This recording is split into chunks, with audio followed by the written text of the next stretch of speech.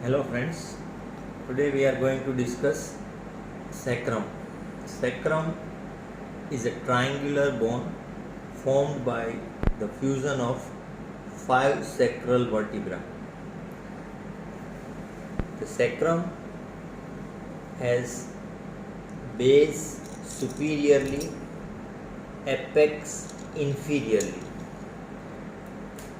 and four surfaces: the pelvic surface facing the pelvic cavity, the dorsal surface, and two lateral surface. The sacrum forms joint with the hip bones. The lateral surface of the sacrum forms the joint with the hip bones called the sacroiliac joint. This joint transmits the weight from the sacrum to the hip bone.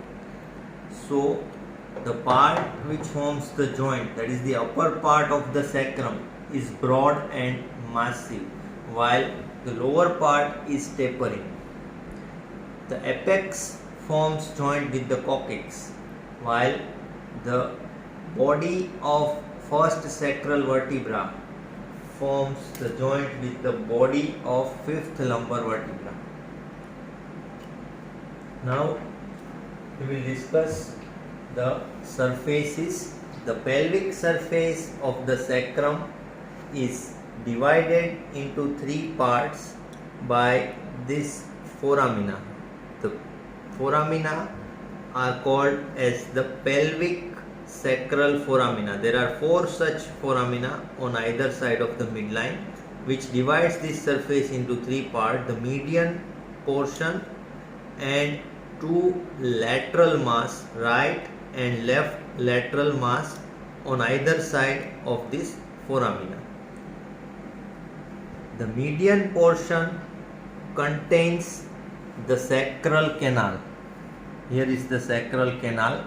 This sacral canal is formed by the joining of the vertebral canal of all the five sacral vertebrae. The intervertebral foramina communicates with the ventral sacral foramina as well as with the sacral canal, so that the structures can pass from the sacral canal to the ventral sacral foramen through the intervertebral foramen. In between the foramina, we can see transverse bar of bone. These parts are called as costal elements. These are formed by the costal elements, the transverse bony bars between the ventral sacral foramina. Now, on the dorsal side, we can see the transverse processes are fused with each other. To understand the costal element and transverse element, we will revise few features of the thoracic vertebra. In case of thoracic vertebra, we have seen that here we have the transverse process, here is the body, spinous process, vertebral foramen, and there are facets on the side of the body. The transverse processes as well as the body of the thoracic vertebra are connected to the ribs. The ribs are lying anterior to the transverse process. During embryological phase, during the development, the ribs are formed by the part called as the costal element. The word costa is related to rib, while the transverse process of vertebra is formed by the transverse element. In thoracic region, the costal element forms the ribs and the transverse element forms the transverse process. But here, in case of sacrum, here we do not have the ribs, but still we have the coastal element and the transverse element. The coastal element lies anteriorly, transverse element lies posteriorly. Coastal element and transverse element of the sacral vertebra. Both the elements are fused with each other, as well as the coastal element and transverse element of all the sacral vertebra are also fused with one another, so that they form a lateral mass of the sacrum, which lies lateral to this foramina.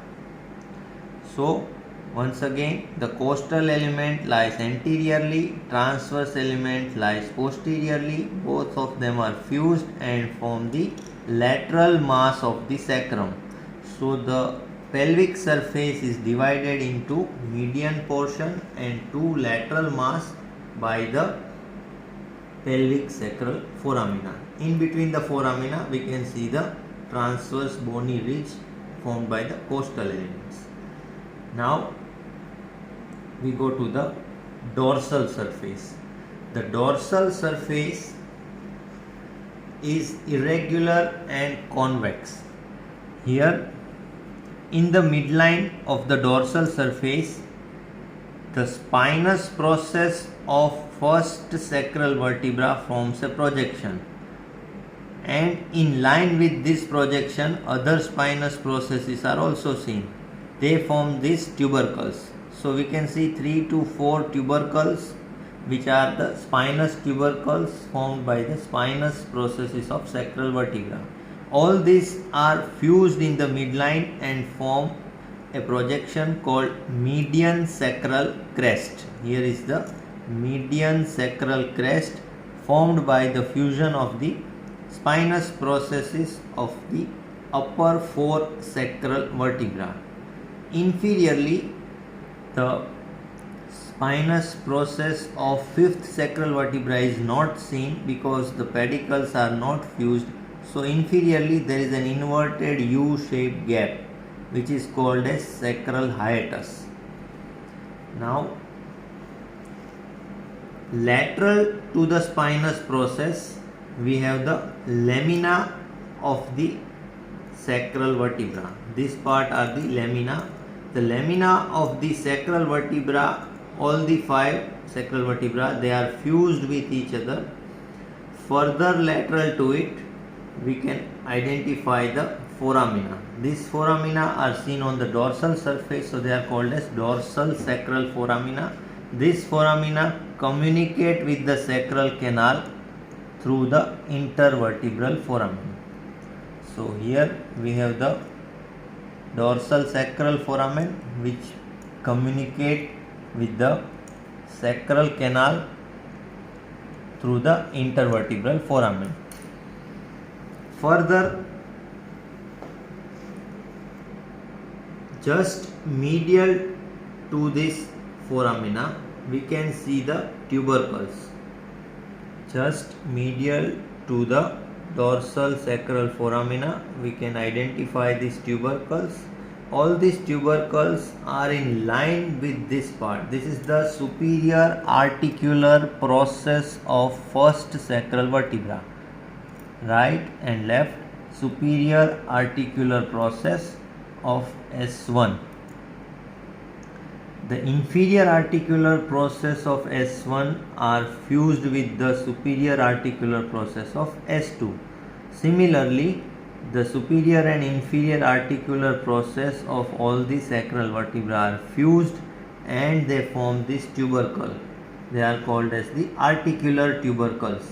So we have these tubercles lying just medial to the dorsal sacral foramina, and they form a crest just lateral to this median sacral crest. Here we have the median sacral crest, lateral to it the crest formed by the articular tubercles is called as medial sacral crest. These are the 4 articular tubercles.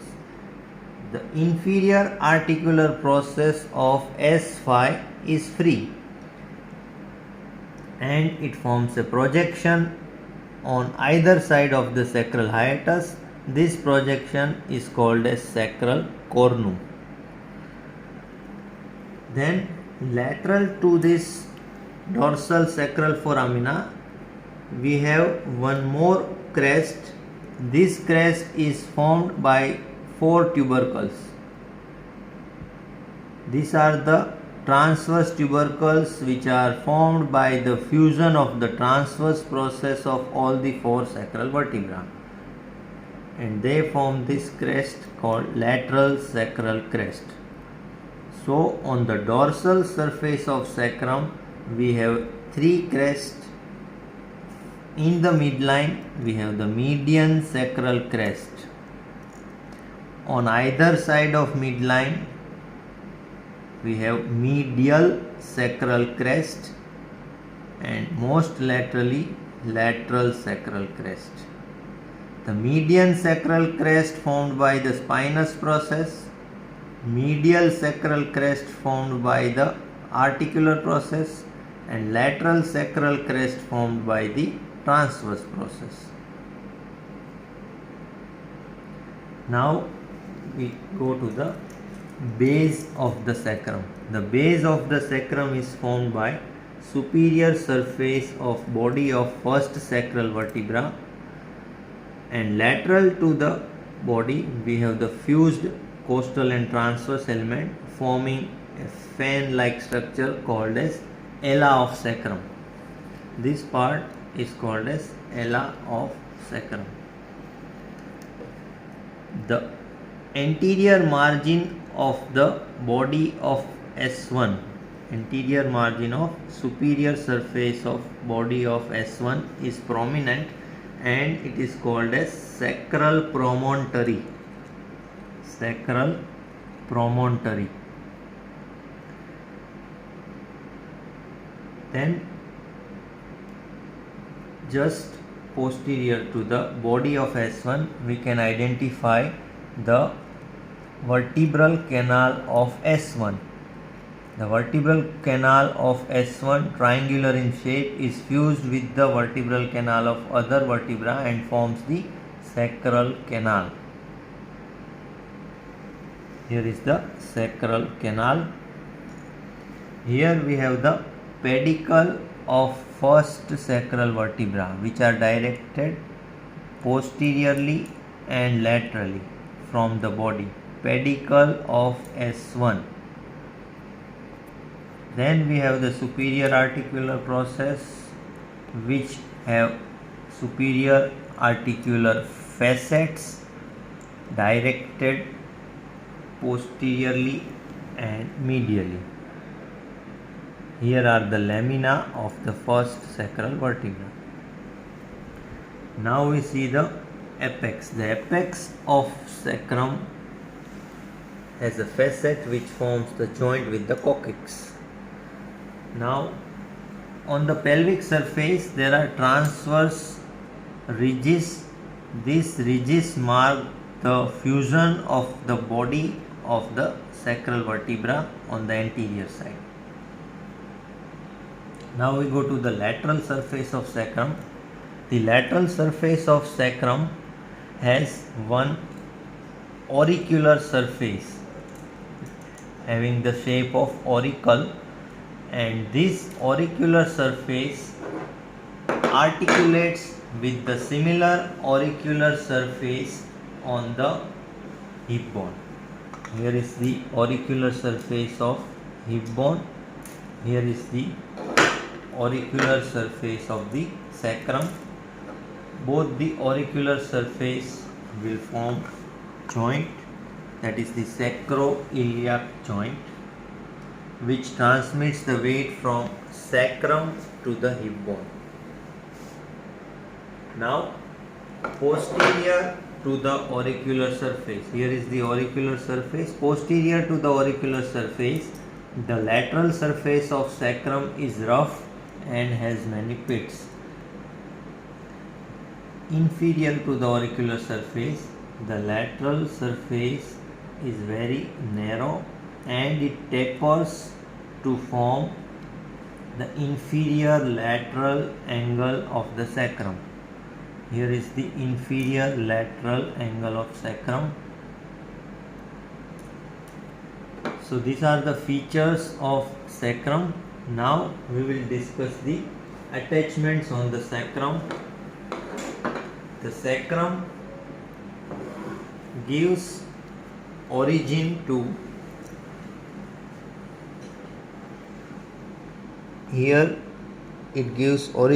some fibers of iliacus muscle. The iliacus muscle mainly takes origin from the iliac fossa. Some fibers extend on the lateral part of ala of sacrum. Then from the lateral mass of S2, S3 and S4. Lateral mass of S2 and S3 and S4 give origin to the fibers of piriformis muscle, and the same origin extend on this bony bar between the ventral sacral foramina. So the shape of origin is in the form of E on the right side, and it forms the shape resembling 3 on the left side. So here is the origin of the fibers of piriformis muscle.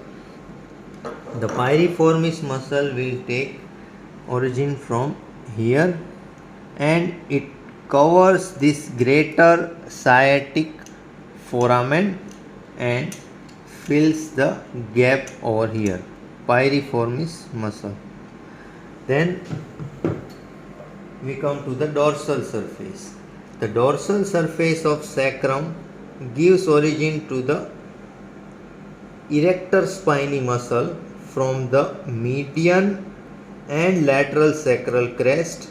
The origin is in the form of a U-shaped line extending from median sacral crest, passing inferiorly and joined with the lateral sacral crest. The origin is in the form of a U-shaped line, erector spinae muscle. This is a muscle of third layer of back and extends from sacrum to the skull, and it keeps the spine or the vertebral column erect.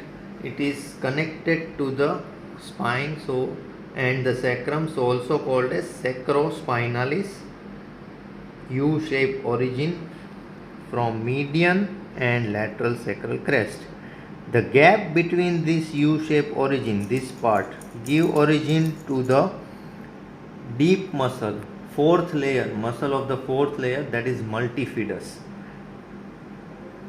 Then we go to the lateral surface. The lateral surface of the sacrum, here it forms joint with the hip bone, the auricular surface. The ventral margin of this auricular surface give attachment to the ventral sacroiliac ligament. Rough area posterior to the auricular surface give attachment to the interosseous and dorsal sacroiliac ligament. These are the ligaments of sacroiliac joint, ventral over here, interosseous and dorsal sacroiliac ligament over here. Further, the lower part of this lateral surface give origin to two muscle and attachment to two ligament. Most posteriorly there is origin of some fibers of gluteus maximus. Then we have attachment of sacrotuberous ligament from the sacrum to the ischial tuberosity. Then sacrospinous ligament from sacrum to the ischial spine, and anteriorly there is origin of coccygeus muscle. We can see this 4 attachment over here also. Here we have the lateral margin of sacrum. From here we have the origin of gluteus maximus. Deep to it there is ligament, sacrotuberous ligament, like this. Once we cut and remove the sacrotuberous, we will find another ligament, sacrospinous ligament, like this. And anterior to this we have the origin of the coccygeus muscle, fibers of coccygeus from here. So attachment on the pelvic surface, dorsal surface, lateral surface. Now the attachments on the body of S1. The anterior margin, the promontory, give attachment to the anterior longitudinal ligament. Posterior margin of body of S1 give attachment to the posterior longitudinal ligament. This anterior and posterior longitudinal ligament, they connect all the vertebra and are attached from base of skull up to the sacrum. The lamina, superior border of lamina of S1 give attachment to the ligamentum flavum. Ligamentum flavum connects the lamina of all the adjacent vertebra. Here the first sacral vertebra forms the joint with the fifth lumbar vertebra. So the ligament between L5 and S1 is attached over here to the lateral margin of the ala of sacrum and to the transverse process of the L5.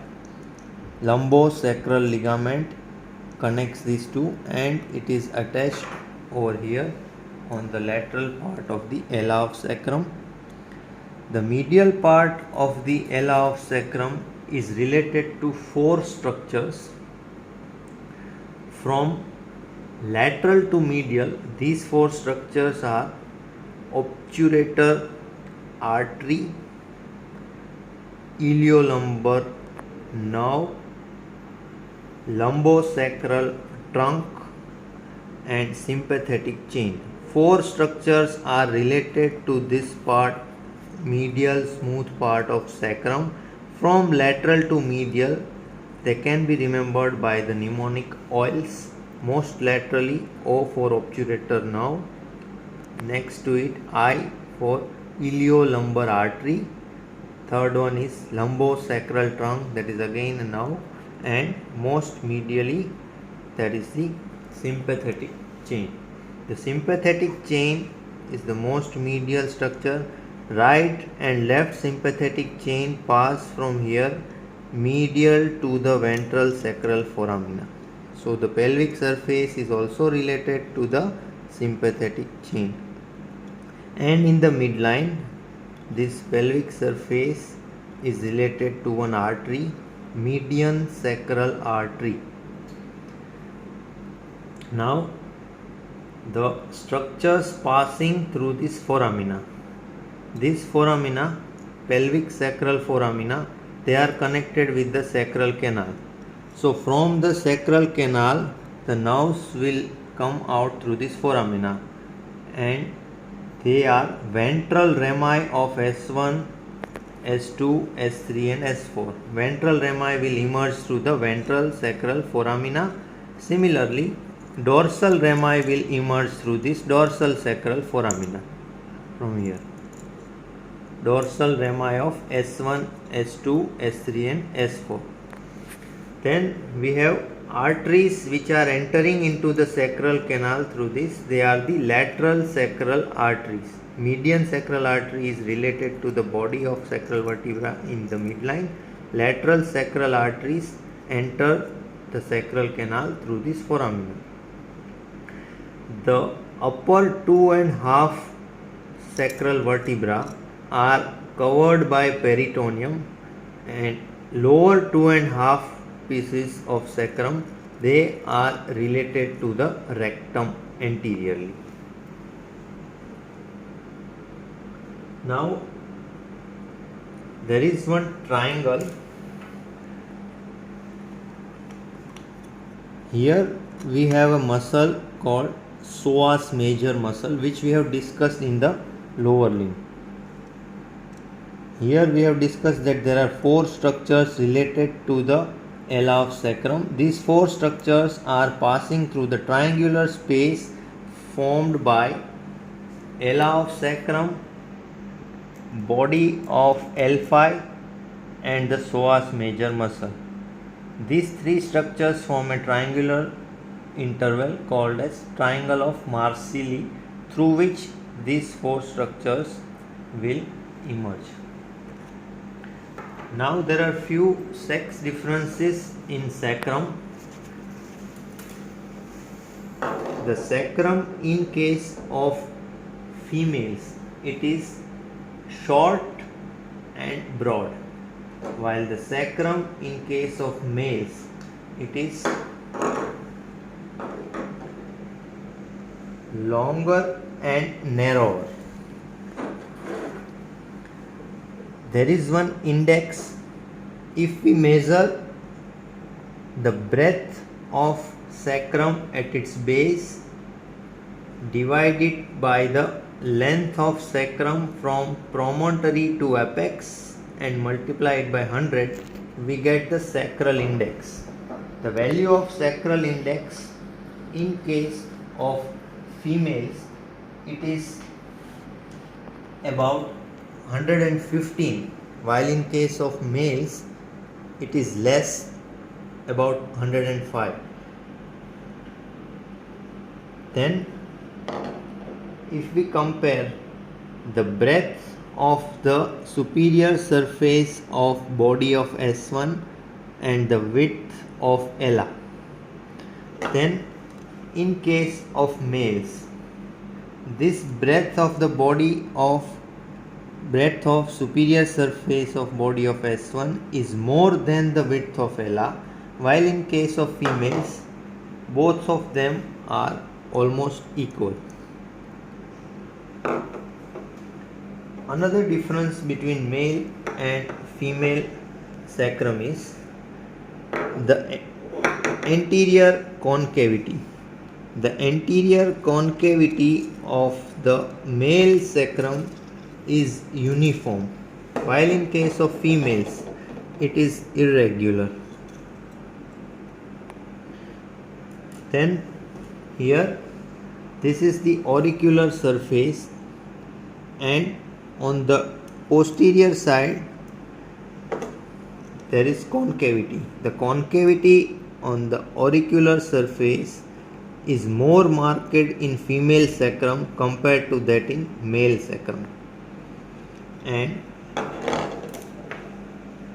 there is one more term, lumbosacral angle or the sacrovertebral angle. The angle formed between L5 or fifth lumbar vertebra and first sacral vertebra is called as lumbosacral angle, also called as sacrovertebral angle.